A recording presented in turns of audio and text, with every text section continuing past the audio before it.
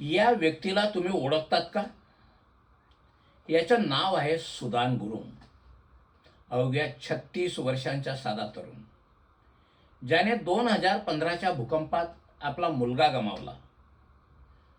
त्या दुःखातूनच त्याने ठरवलं, अन्यायाविरुद्ध आवाज उठवायचा. सरकारने सोशल मीडिया बंदी घातली, पण सुदानने सांगितलं, ही लढाई फक्त सोशल मीडिया ॲपसाठी नाही, तर भ्रष्टाचार आणि नेपो किड्स म्हणजेच अमीर राजकारण्यांचे मुलं मुली यांच्या विरुद्ध आहे. त्याने विद्यार्थ्यांना हाक दिली, गणवेश घालून पुस्तकं हातात घेऊन रस्त्यावर या. आणि मग लाखो तरुण रस्त्यावर उतरले. आंदोलन एवढं भडकलं की पंतप्रधानांनाही राजीनामा द्यावा लागला. आज खरा प्रश्न आहे, पुढचा पंतप्रधान कोण? जनतेचा आवाज परत मिळवून देणारा नायक आहे सुदान गुरुंग.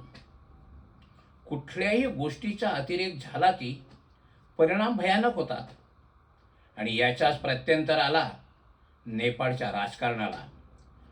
मित्रांनो, म्हणतात ना, अति सर्वत्र वर्जते.